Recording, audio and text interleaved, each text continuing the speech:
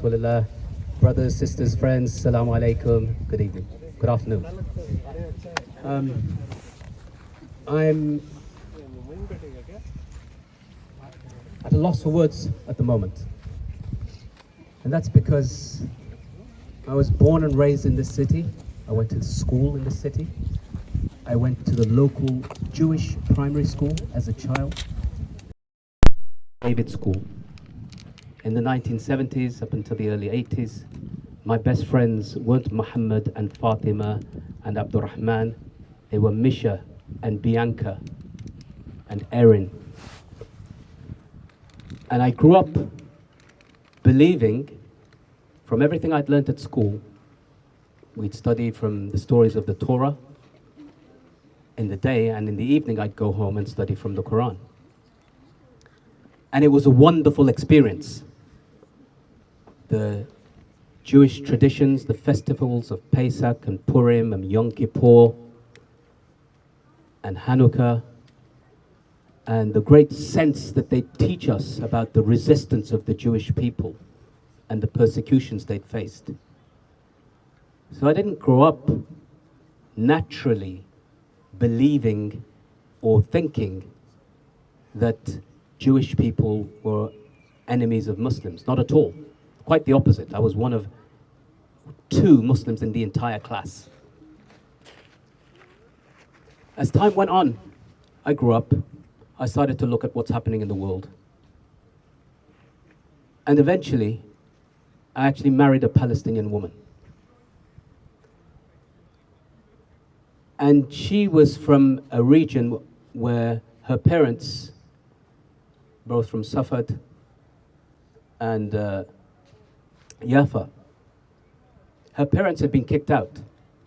So she'd never seen her homeland. She'd never been to her homeland. She had no right to go to her homeland. And she still to this day, my children from her have no right to go to the land of their forefathers. But my friends, who I grew up with at school, in Birmingham, who were born and raised here, and who were sons and grandsons, some of whom survived the Holocaust, of course. But they were very, very European. To suggest that they had some kind of familial link to Palestine, I never heard one. I never came across it. They didn't speak Arabic. They didn't speak Hebrew. They had no tangible link to that land, which now evidently was a place that they had more rights than my wife, whose parents came from that land. They had more rights and continue to have more rights there than the people who were kicked out during the Nakba, of which we have the 76th year anniversary, commiseration. So I find that a paradox. We're told in this country, I was born and raised, as I said, here. I studied law here. We're taught about human rights. We're taught about how occupation, genocide, crimes against humanity, war crimes are things that should be held, that people, no matter who they are and where they're from, everyone's equal under the law. And then I had my experience at Guantanamo. Yeah, a Brummie, speaking to you right now, who was held without charge or trial at the most notorious place, I don't say the worst place, but the most notorious prison in the world. And forget about me and my experience. I was there for 3 years only. There's a man there, and his name is Zain al-Abidin Muhammad Hussein. He's still in Guantanamo. He's a Palestinian. He's been held without charge or trial and tortured and cruelly, inhumanely, and degradingly treated for the past 22 years. Not by Israel, not by Egypt, not by Guatemala or Cuba, though he's in Cuba, but by the most vociferous advocate of human rights, freedom, and the rule of law in the world, the United States of America. In fact, they developed an entire torture program for Zayn al-Abidin Muhammad Abu Zubaydah, whereby they used an ancient technique which ironically was used upon Jews and Muslims in Spain during the so-called Reconquista. In Spanish, that technique is called tortura del agua, torture of the water, whereby a person's hands, legs, and head are tied, and then gallons upon gallons of water are poured into the person's nose. So you feel like you're drowning even though you're not submerged. And that technique was used primarily to attempt to break Abu Zubaydah. Abu Zubaydah was a young man, now he's in his 50s, who grew up throwing stones at tanks that had come into Ramallah against occupation troops, against his birthland, his land of his forefathers.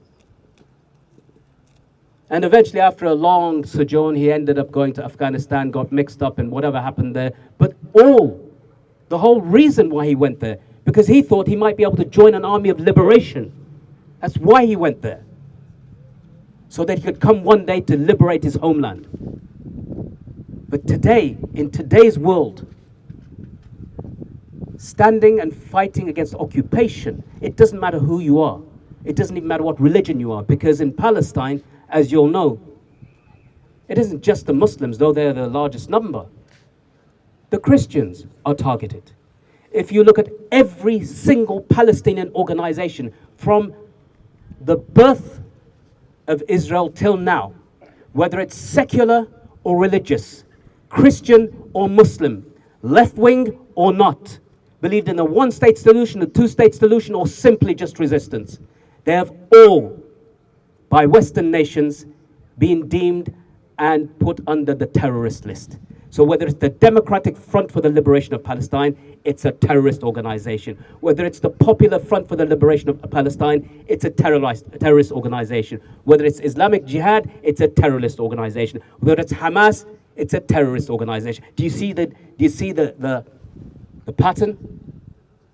Whoever you are, if you believe in the resistance of Palestinians and the right under international law to oppose and fight against occupation, you are deemed by the West as a terrorist organization. And the greatest supporter of Israel is, of course, that very place that I got to know so well, though I've never stepped 1 foot on the soil of the United States of America. I've never been to America, but America has been to me. And it has been to the Muslim world, and it has occupied it. And though our hearts break and bleed watching the deaths and the killings of over 35,000 people, do you know that they killed 1 million people in Iraq? And close to 500,000 in Afghanistan. That's the context. The difference is the rapidity with which this genocide is taking place in front of our eyes. We can see what's happening, and everybody's either complicit at best, or incompetent at best, or complicit at worst. Meaning we are taking part, our nations, where we're born and raised and told. In fact, we're told that if you don't believe in the rule of law, if you don't believe in the treating of people equally, then you are an extremist. Well, where does the rule of law apply when a country is actively taking part in ethnic cleansing well before the 7th of October, the use of apartheid laws, which has been established by organizations like Amnesty International, Human Rights Watch, and even Beit Salam, which is an Israeli organization that they've said that Israel operates and carries out apartheid laws, long before the 7th of October. And what did we do as nations around the world to a country that was operating and carrying out apartheid policies? What did we do? Did we supply them? Did we back them? Did we support them? Did we militarily give them aid? Or was there, after a great deal of pressure, a worldwide boycott? And that's what's happening right now. The difference is that back then there was no social media. Now everybody knows what's going on. So the title of this was supposed to be Palestine and the Punk-Ass Kids. What is a punk-ass kid? What's a punk-ass kid? Anybody ever heard of a punk-ass kid? You know, when I was held in Guantanamo, I was there for 2 years in solitary confinement. 2 entire years. That means, for those who are Muslims, I never prayed a single prayer in congregation. No Friday prayers. No no other prisoners at all. No other human beings other than those who have deemed me to be a terrorist. Held without charge or trial. No access to any other human being. No phone calls. No television. No radio. No newspapers. Nothing. No charges. No lawyer. No prosecution. No judge. No jury. You're just held. In Palestine, they call that administrative detention. And they have thousands of people, over 5,000 at the moment. And that's just in the West Bank region. One of the things that we often don't realize, that had Gaza not been taking place now, the atrocities taking place in the West Bank would be enough for us to look at to say there are war crimes taking place there. Hundreds of people, including children, being targeted, let alone what's happening in Gaza. So the punk-ass kids. One of my guards, the soldiers who were guarding me, his name was Sergeant Fauché. He was a good old boy. He's from the South Carolina. He loved his constitutional right to carry guns. He believed in the values of the South. He believed that the South would rise again. And yet, he was decent to me. And one of the things he told me, he said, son, rather than calling me my number, which was 558, he'd say son, because he was old. He was that old that they'd brought him back out of retirement to come and serve because he had some experience of warfare, though there was no warfare taking place in Guantanamo. He said, son, you know the war in Vietnam? We never lost that.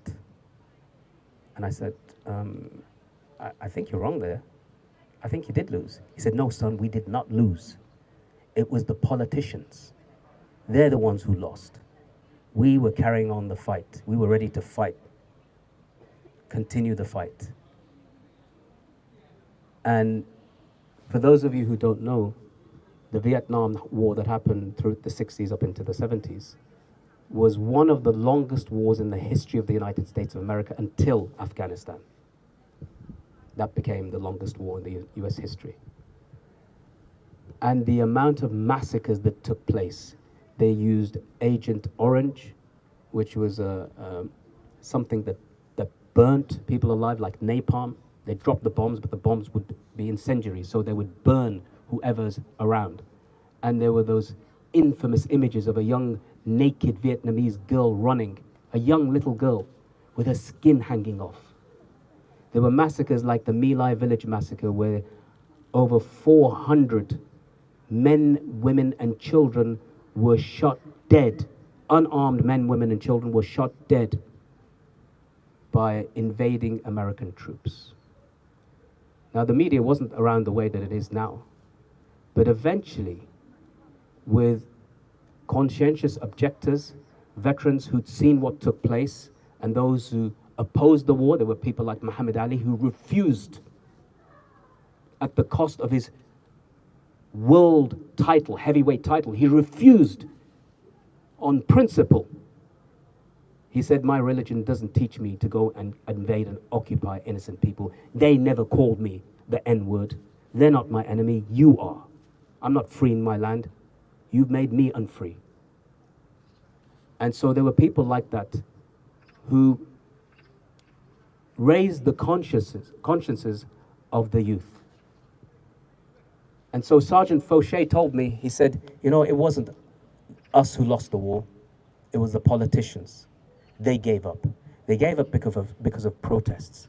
They gave up because of these punk-ass kids demonstrating on university campuses across the country.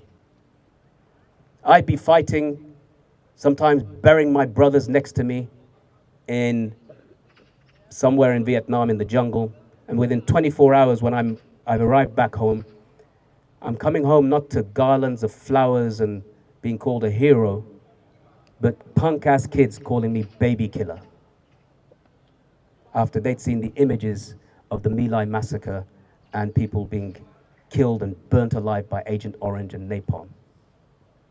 Over 1 million Vietnamese died.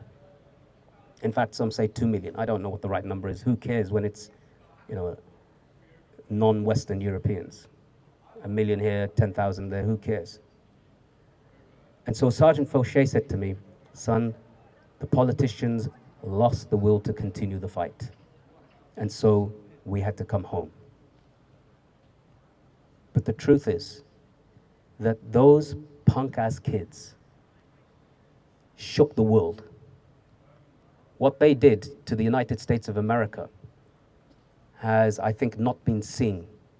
Not even during the years of the war on terror. I'd often come along to universities when I did talks and say, you know what we need? People would ask me, what should we do about the war on terror? What should we do about the Abu Ghraib massacre or Guantanamo or about the invasion of Iraq and Afghanistan? I'd say we need more punk-ass kids, but nobody would listen. And now something's changed. And I think the tide is irreversible. Numbers don't matter. What matters is actions. And what we're seeing across, of course, led by the United States of America, and it isn't lost on anyone, that those leading the protests in the United States of America are Jewish students who are essentially saying, not in our name. And then it's rippled. The ripple effect around the world is here to be seen. You can see people from across different backgrounds. The cat's out the bag, as it were. No one in their right mind can seem to meaningfully defend what Israel's doing. You do get defenders of Israel, but it's almost like the nut jobs. How is it possible? Think about this. The far right, the far racist right, who part of their creedal definition is to be anti-Semitic, support Israel. You've got people like Tommy Robinson traveling to Israel long before this happened, taking a picture of him in shorts and sandals, like who would do that, on top of a tank, holding an Israeli assault rifle to show his solidarity as part of the British far right with the Zionists in Israel. But alhamdulillah, as they say, praise be to Allah, you're seeing even a split in the far right. Even the far right are confused. Hold on, aren't we supposed to be anti-Semites? Aren't we supposed to be anti-Jewish? And so within them there's a split. But generally you'll find, as I said, a bunch of nut jobs who are supporting Israel and what it's doing. And so finally, I'm going to say this. I didn't expect the university campuses to be a place where there would be resistance in the way there is. I know that university students here have been threatened, at least that's what's reported in the press, with police action for the presence of these tents here. But I don't think you guys are doing anything to harm anyone. If anybody feels harmed by somebody who says free Palestine, stop the genocide, end the killing and the targeting of children, end ethnic cleansing, end apartheid laws, if somebody has a problem with that, then I think they should be upset. They should be upset if they have a problem with you calling for the end of the targeting of children. Just think about this. I mean, how what kind of a conscience can we have as a nation, as a people, that we sit by knowing at the most conservative figures, 8,000 children have been killed. And you know, in the first days, the Israeli authorities, they knew they have, you know, you could find out. It would be very easy if you just went to Google Maps. You'd know where the schools are. You'd know where the residential areas are. You know where the universities are. You know where the power plants are. And of course, Israel has detailed maps, even more detailed than Google Earth. So they knew exactly where they were striking when they hit the United Nations schools, where people were supposed to find refuge. They knew exactly what they were doing when they were cutting off the water and the food. They know exactly what they're doing when they allow so-called protesters to intercept aid that's coming in and rip it apart to make sure that nobody gets fed. They know exactly what they're doing. So the intent is extremely important. It's not just that they're carrying out a genocide because they say want to find Hamas. What would they do if Hamas was in Israel? What did Britain do when the IRA bombed Birmingham and Guildford and Manchester and 10 Downing Street and a whole host of other places? Did they obliterate the entire areas where they came from in Northern Ireland, Belfast, or even parts of Birmingham where there was a large Irish community? Was that the right? If they had done that, if they had bombed Spark Hill, carpet bombed Spark Hill because the Birmingham pub bombings that took place in 1974, would that have been justified? So this argument of we need to carpet bomb and destroy an entire area isn't something that Britain itself has done.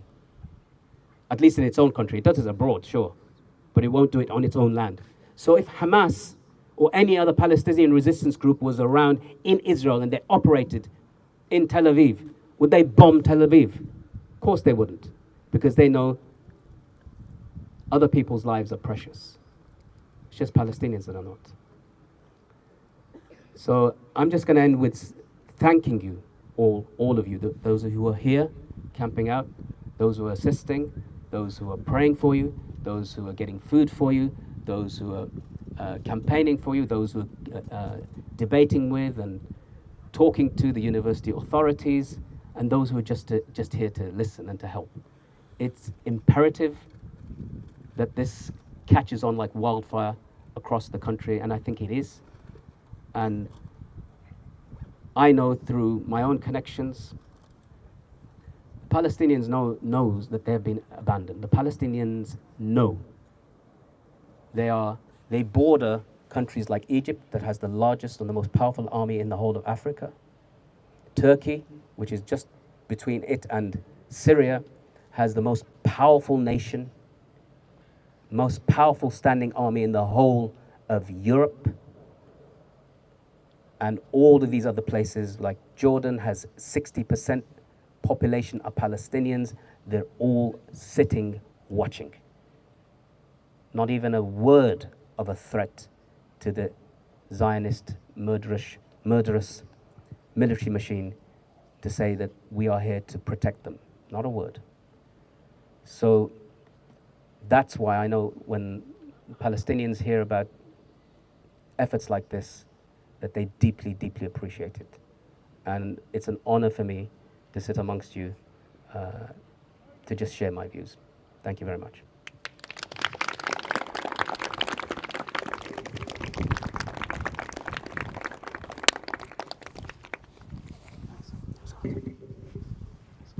Thank you so much, Uncle, for that amazing speech. We've got some time to stay with us, right? So we're going to have a Q&A session soon. I just wanted to say briefly, number one, I'm a very emotional person, you know. I try and put up on a hard face, you know, and try and be, you know, strong back and put my shoulders back, but it's very hard not to start to well up when you see and hear, as Sheikh said, the movement of people attempting and trying and putting effort to humanize us. You know, as it was clear throughout Sheikh's whole speech, we are not treated as Palestinians the same way as Western European people. We're not treated the same. And it's a rank hypocrisy that we see, where in Israel proper, behind the green line, on the land that was stolen from us, they live a first world existence. Very nice infrastructure, enjoying the fruits of the trees from the villages that we once inhabited, and the university, some of the management are here watching, I hope they listen up, are helping them whitewash their crimes. Crimes against humanity, genocide. And as Sheikh said, it's clear for us all to see. I think even they may see it as well. And for me, honestly, I think about it and it boggles the mind, and I wonder, do they watch it? Do they have TikTok or Instagram or any other kind of media, even in the mainstream media? Even if you watch the BBC with all their Zionist fanboy material and their pro-Israel narratives, all the other, even the mainstream media that have just, as he alluded to, reported on the letter that was issued to the camp, which is obviously just dogs barking. You know, don't pay much mind to that. As I was saying, we're not treated the same, and this is why we're here. And actually, that's why the people in Vietnam, they were not treated the same as the white Western European people. Racism is ugly. It's shameful. Absolute, open racism and Islamophobia and other kinds of isms. But mainly from what I see, racism as in the other, the Eastern. You know, straight out the Orientalist narrative, these people that need to be taught how to farm the land. You know, this is part of the Israeli narrative. The people lived there a long time. Even in British propaganda back in the 40s, they were showing videos to the British public showing a barren desert. People weren't using the land. These primitive natives were incapable of actually advancing their civilization. Obviously, we know the background to how the Enlightenment even came to Europe. We won't go into that. We will go on to the questions now, but I just wanted to say the outpouring around the world this time has just been something that is changing the world. It's changing lives. You just listen to any of the people in Gaza at the moment. You are their hope. The people who attended today, the people who have pitched the camps, even people from the university who are pushing back against their shameful actions of ties with universities in Israel, of investments that are not to this point open. You are changing the world. And actually sometimes huge disasters have to happen. The loss of life in Gaza is unbelievable. Absolutely unbelievable. I've got a book at home called Gaza, When the Sky Rained White Fire. And it's an account of the massacre in 2000s. One of the massacres is about 1,500 people were killed. And it's detailed accounts of all the innocent people that were given, at the time, life-changing injuries. Imagine the numbers have just dwarfed it. We've never seen anything like this. If you look at the numbers of the genocide in Bosnia, it was that war went on for a period of time. We're talking about 6-7 months, and the same number of people killed. It actually boggles the mind, beggars belief. So how the university have the audacity to stand in front of us and say, it's for the sake of education and advancing this and that. What is that? What is wrong with your mind? What is wrong with your heart? Shameful. There's no excuse for it. And the people are awake. The people are waking up wholesale. And not just Palestinians or people who are typically pro all the other people as well. We've seen the demonstrations, unprecedented amount of people taken to the streets against the genocide. And thank you for listening to me. And Uncle, when I asked him to come and, when we were speaking, having conversations about how we wanted this event to go, part of it is about advice and support for our students on the best way. We look to the people with experience, who have knowledge, who have been through extreme hardships and trials and tribulations, and they've learned from it, and have organizations like Cage, which are actually advocating for human rights, not just a smokescreen, not just the hypocritical court that says it's a plausible genocide. What is that? Honestly, I'm actually shocked. Yeah, we were happy when the ICJ and the ICC, got in gear, but really, it's sad. Plausible genocide? What is that? Who are we? Are we unpeople? We're not real human beings. Anyhow, thank you so much for coming, Uncle. We'll do questions now. And Uncle, if you would answer for us to help us, some of us students, specifically students who they may want to get involved in the camps, but they may have questions or concerns about the kind of activism that Muslims should be doing, or non-Muslims, and so on and so forth. So it's open now for questions. I think perhaps if people just shout out. Thank you. I think it's an intimate enough setting that people just shout out, Uncle will be able to hear the question, inshallah. Thank you. Just one point. The amount of times he's called me uncle, as I think I must be in like my hundreds. Yeah, but if there's any questions, please do ask. If not, you're just going to have to stay here looking at my visage.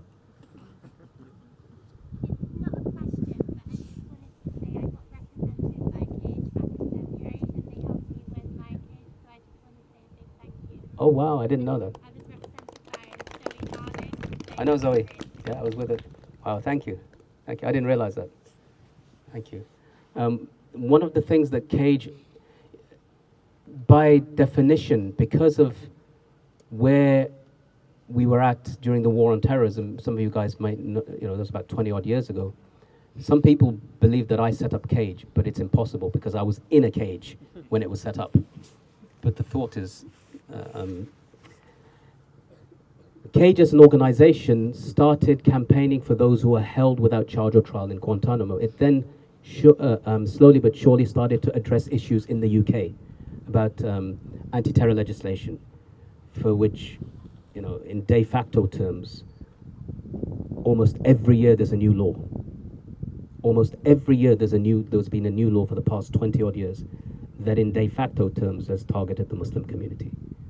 And whether it's the glorification of terrorism, so we've represented people who've gone to prison in the land of Shakespeare and Wordsworth and Tennyson for writing poetry.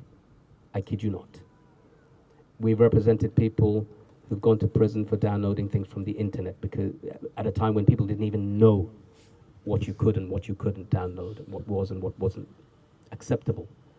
And we've represented people who've been tortured, including those to death, with the complicity of the British government. I've recently returned to Afghanistan and have walked back into the cell, in the actual cell where I was held for a year, and witnessed the murder of prisoners by American soldiers.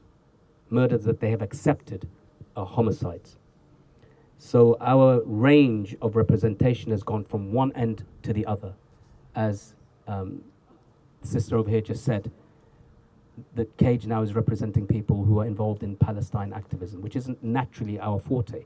But because we've learned so much about the state, its abuses, the laws it uses and abuses, we've become expert by necessity, by being in the field. So thank you for your activism, because if your activism wasn't involved, we might not have, because the war on terror is over now, we might not have so much to do. But over the past, since the beginning of, since October the 7th and the 8th and beyond, we've had a 400% increase of cases we're dealing with, and almost all of them are Palestine related.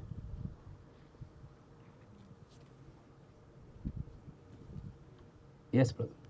So your question, what would you say as an advice to young students here who are concerned about the radical nature of this kind of action, who would perhaps see it as something that's, too much, and actually we should try to actually just have a diplomatic approach with the power structure of the university? From your experience of other student movements in the past, and of people trying to fight for causes for justice through student movements like this, what would you say to them in terms of people, who would potentially oppose this type of action for a more diplomatic approach through meetings and through just discussing things and trying to get your rights that way? So I hope everybody heard the question. Yeah. My view, and it's only my view, is that you should always keep a door of diplomacy open. You should always be talking to people. But that doesn't mean, that shouldn't become a reason for you to do nothing, to become impotent, to do nothing when you know you can. I think the actions that you guys are doing over here, in my view, as far as I can see, it's not harming anyone. It's a beautiful day. People are sitting, listening, free to come, free to go. Nobody's being harmed.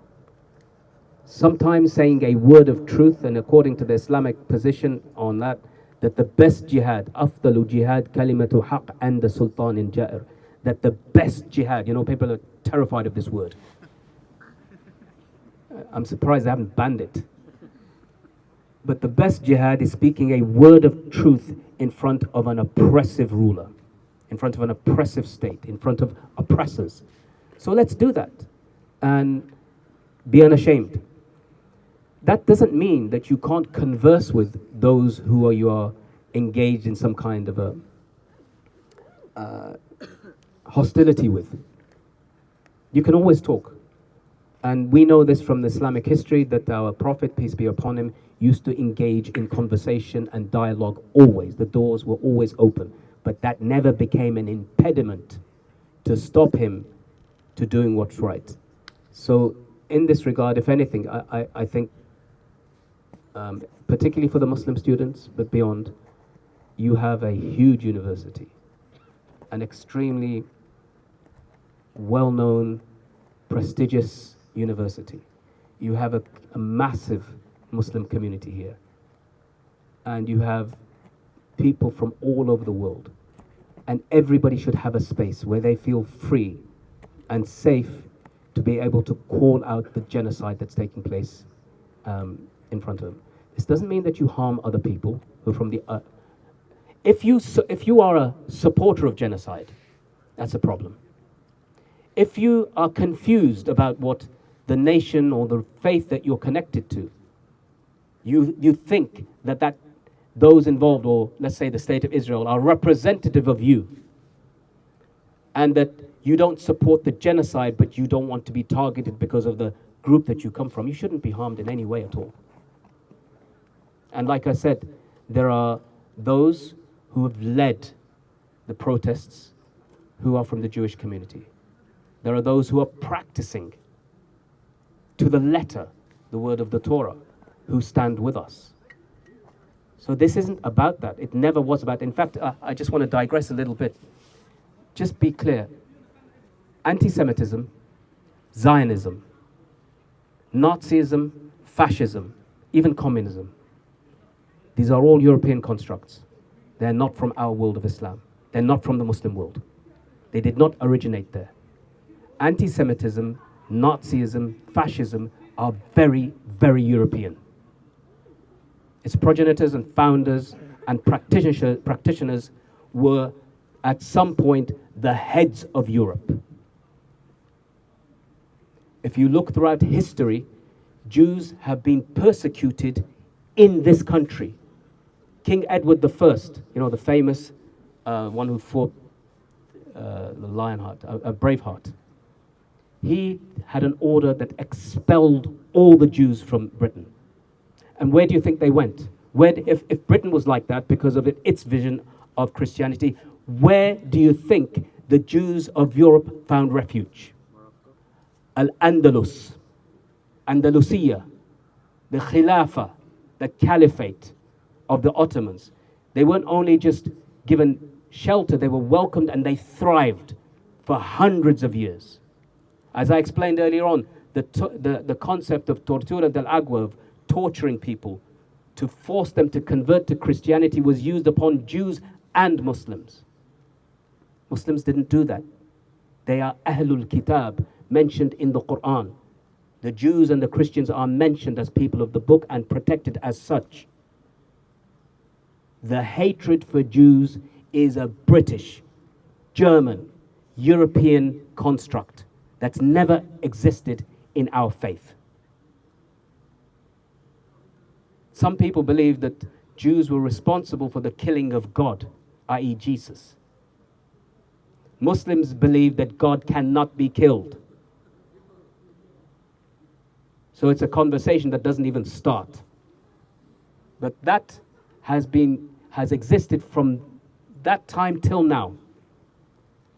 The pogroms against Jewish people that happened in Europe didn't exist in the Muslim world.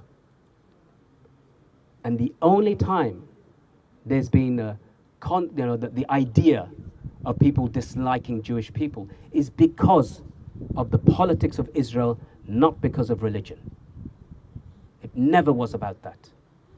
In fact, if you look and listen to the stories of the Palestinians before the Nakba, they say that we welcomed in these people who were being persecuted by racist, fascist Nazis in Europe. We welcomed them. We shared our homes with them. We shared our food with them. We said, you're our cousins, you're the sons of Isaac and we're the sons of Ismail. That's how close we are. How dare the inheritors of Nazism and fascism claim that Muslims are anti-Semitic by nature. Now, that's you. Don't throw your history upon us. We have our own issues with history, but that's not part of it. Sorry to go off on a tangent. Yes. Alaikum salam. Secondly, so obviously, you more than anyone would know that like the fight for justice can be the long haul, and like sometimes we might be fighting for results that we might not even be around to see. So how would you say are some ways to measure success, like while you're in it? Yeah. So the sister's question is really good. So how do you measure success? Because you can't see results. Let me just give an example. We're fighting for the release of Abu Zubaydah, who's a Palestinian. He's been in Guantanamo for 22 years now. I was with somebody just in Afghanistan. He was released after 19 years, no charge or trial. I see that as a victory. But that means essentially, and the Palestinians know this better than anyone else, that this didn't just start now. The Nakba was 76 years ago. And the displacements have happened since that time. Every year, they have a march for the return. So they believe in the return. My wife's ex-wife now, but her family still hold on to the keys, the famous keys they have of homes, in the belief one day that they'll return to their home. They haven't given up. And so if the Palestinians are not giving up, I'm sure nobody else should. And as I said, one way to measure success, it's changed. There were attacks in 2014, 2022, Operation Cast Lead. It's hard to remember a time when Gaza or the West Bank aren't being pulverized and ethnically cleansed. It's hard to remember any time. I can't remember since a child being a kid at the Jewish primary school that Palestine wasn't a hotspot. But I've never seen this happen. This is the first time. So I think you can measure at least one aspect of success is that, as I said, the cat's out of the bag now. People didn't know what Zionism was about. They didn't know what Israel was about. They didn't know what the expansionism into Gaza and the West Bank and the occupied territories were about. I've had to educate myself, and I'm sure everybody else has, so that's out of the bag.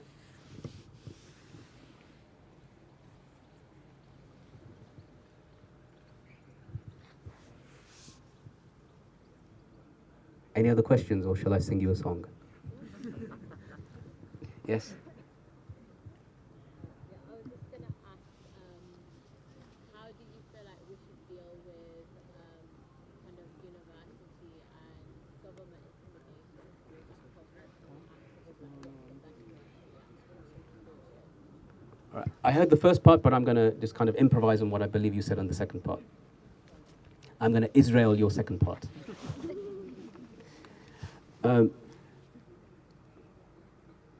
I personally think, again, my view is always keep a channel of dialogue open, but never let that be an impediment in what you have to do.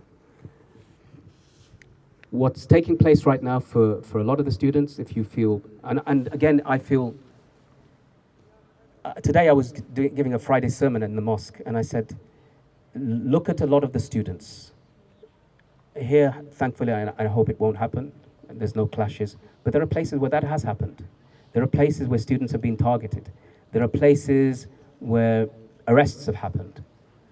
And you can lose your position in university, your studies may get impacted, your exams may get impacted, you may get arrested. All of that is possible. It's all possible. And it requires a level of courage. But as again I said, that in some places you've seen that manifest. Getting arrested by people who are involved in oppression isn't something that anybody should wish, but you shouldn't be afraid of it.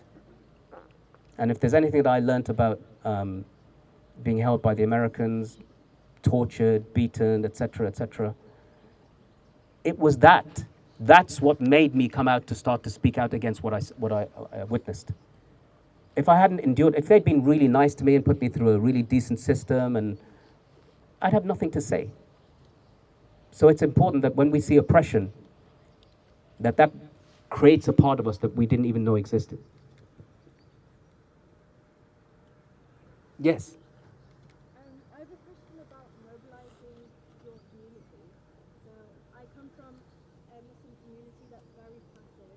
They have quite strong relations with the Conservative MPs in the area, and they are quite afraid of moving away from that sort of behind closed doors action and towards more direct action. What can I do to encourage them to make that transition? So that's a really good question. The sister says that she's from an area where there's a strong Muslim community who have a relationship with the Conservatives. How do we get them to be active, to paraphrase, right? I don't have all the answers to that. Some people, no matter what you do, they simply won't be changed. If, as Yusuf was saying earlier on, there are people who've seen what's happening. They've seen the imagery in graphic detail. If that is not going to move you, then I don't know, no amount of argument is. But my general belief is most people are decent, including those who have been twisted to the other side. So they just need to be, sometimes you have to be forced to see an image. And sometimes people might just, if they've got TikTok, as you were saying, maybe they just flick through. I don't want to look at this stuff. Force them into a position where they have. And the other thing is that, just as cowardice breeds cowardice, so if there's one person that's scared, he's going to tell everybody, or she's going to tell everyone, you know what, keep your head down. We don't like what's happening to the Palestinians, but the best way to do this is to talk to the Conservatives. They're obviously fooling themselves because they're playing a great role in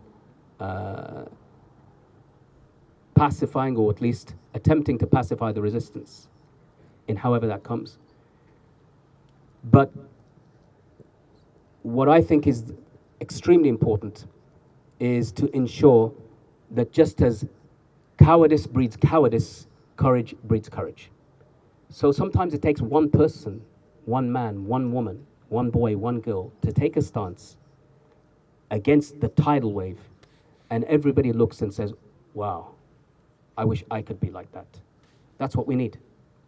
And I think Sergeant Forche perhaps didn't use the best terminology, but those punk-ass kids that I spoke of is what we need. We need those kids who stand up and shame the rest of society. And when I was talking to the mosque today, I said, I'm going to Birmingham University today. I'm sure none of you have been involved in assisting and supporting the students, but they are showing you all up. And that's the message that needs to be said. Our leaders, our community leaders, our imams, whatever you want to call them, they should have been involved in the leadership of this movement. They should have been. But if they're not, they'll get left behind and relegated. can I ask you, are there any community leaders, mosque leaders, imams who are involved in action? Do you know of any? Because I've looked around and I can't find anything. Yeah. It's been really disappointing. Well, one of the problems with this whole thing is that there's not much guidance and not much leadership. So you had protests. You had some of the biggest protests that took place in Birmingham, and they were very good. But protests we have seen, other than sending a message to the Palestinians, we are with you, and they know that the people are with them, it doesn't do anything tangibly. And that's why you're moving into the next stage now, which is a kind of passive resistance or some kind of a civil disobedience.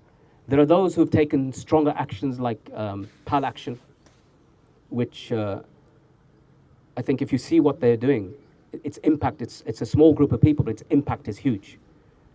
The universities, again, I can't state enough that this movement here on the campus needs to grow. And the answer to are Muslims getting involved, are the imams getting involved, are the leaderships and the masajid getting involved? No, unfortunately they're not, because most of them are afraid. And the word for that is cowardice.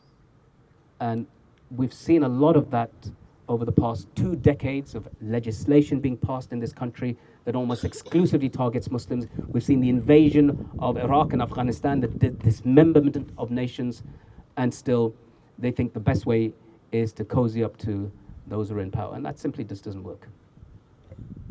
Sorry, one more follow-on. Cage is one of the 4 in the list of possibly proscribed organizations. Any kind of update on that? So he just asked me, Cage is in the list of those possibly prescribed organizations. That's not true. There's no prescription. There's just a statement by a mean old guy called Michael Gove in Parliament, who what did he say this over again? You see, Britain is handing its literal sovereignty to Israel. And you think, if you had thought otherwise, some of these guys would be up for charges for treason because they put the interests of Israel above those of their own citizens. In other countries, this would be a treasonous charge. But to answer your question, all these organizations, they are British Muslim organizations that in Parliament they were called. He said, I want them investigated as extremists or potential extremists. That's nonsense. Mr. Gove, say that statement outside of Parliament, we'll have you in court. And then I will build a toilet in my house named after you from the compensation.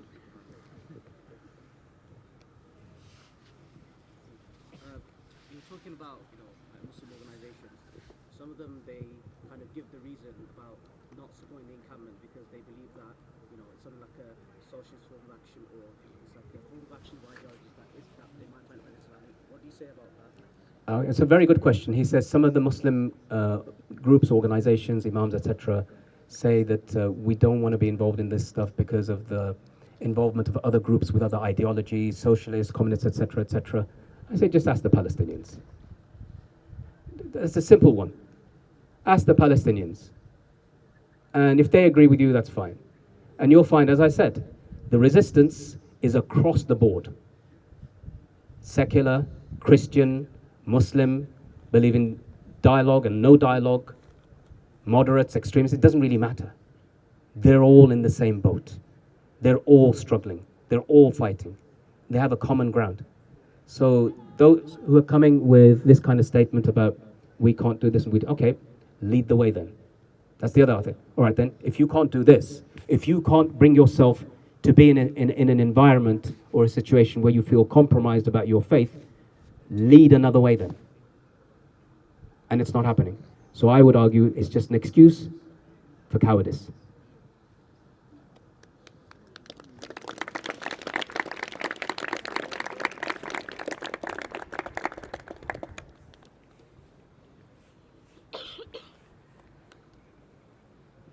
Song time now? No, I'm just joking. No. I'm just teasing.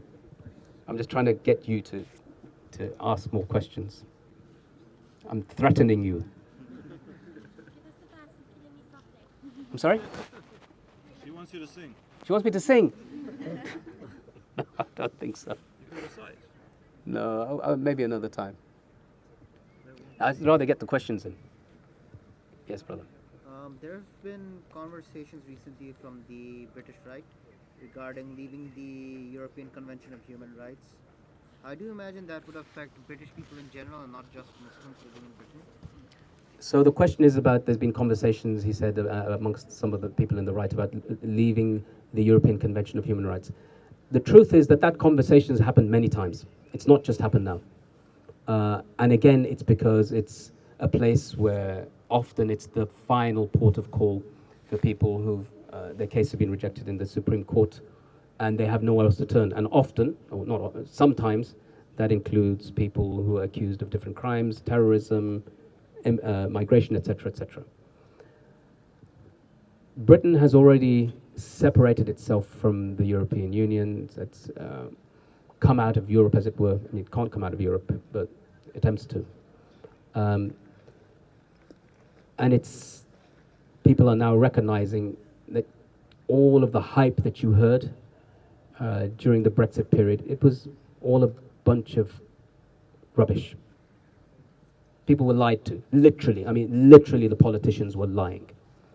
And they used the name of sovereignty, the European Union, not having the ability to run your own country. And a lot of that came out of racism. I think racism is back in a sense, but this time around the pushback is much stronger. So I can't imagine that they'd want to come out of that, because that would just be spiting themselves once again. Britain would be spiting itself, and I don't think they'd do that. But who knows? You can't tell, because it just takes one incident to change public opinion, and I pray that doesn't happen. So I've heard this from a few people about the ruling about if you're in a country, follow the laws of the country as a Muslim. But obviously, or leave basically, right? But as an activist trying to change the laws of the country, like how do we respond? How do we respond to someone saying something like that? It's a good question. The sisters asked, this is according to Muslim views, is that you have to obey the law of the land, and if you don't, leave. But as an activist, how do you go about changing laws that are against your principles, right? First of all, let me say that Britain as a country, I think, in my view, is probably amongst the best or the best in the whole of Europe to be a Muslim or anything else. And that's just because of the way laws here have developed. Having said that, Britain's foreign policy is so deplorable that it in itself, in my cases, I've dealt with Britain's role, its actual role in complicity in torture, cruel, inhuman, and degrading treatment, and beyond. So a lot of these things are more political than they are actually directly on a religious basis, though Islam doesn't really make the distinction. There are other matters. And, you know, one of the things I think people shouldn't be afraid of, I say this often, as somebody who's been in a few prisons, and I've been in at least 4, 5 prisons, and I have a clean record, completely clean. But going to prison because you oppose an unjust law, in my view, is one of the most noble things a person can do. Take a look at Nelson Mandela. What did he do? He went to prison for 27 years. At his trial, he said that fighting against apartheid was a principle that he lived his life for, and one which he was prepared to die for. So if you're prepared to die for something as a principle, what's prison? And sometimes, not always, but sometimes that's the only, if there's oppression around you, you stand up against it, you don't harm anyone. But if you have to stand up against it and they prosecute you and persecute you and put you away, honor. It's a badge of honor.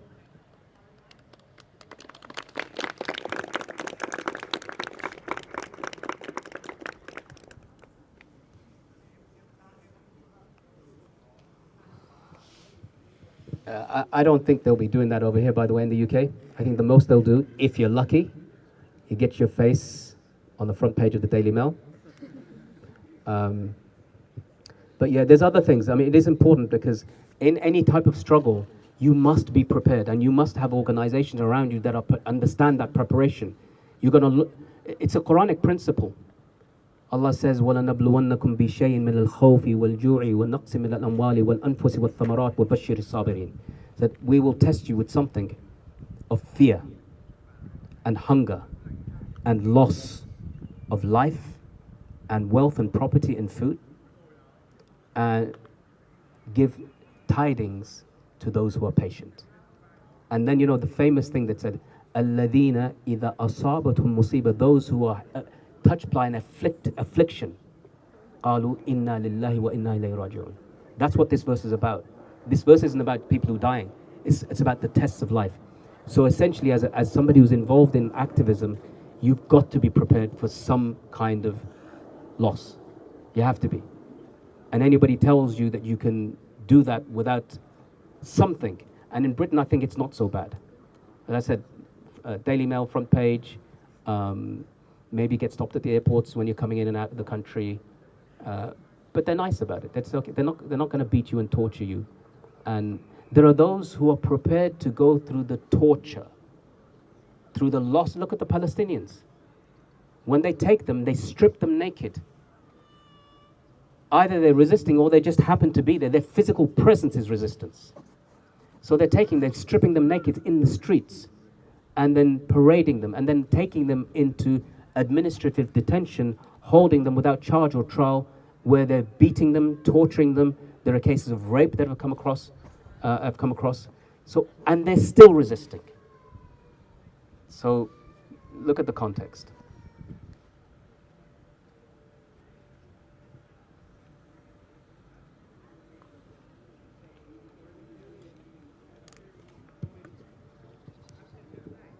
Any other questions? No? Oh, okay, I can go and have my kebab now. All right, thank you very much.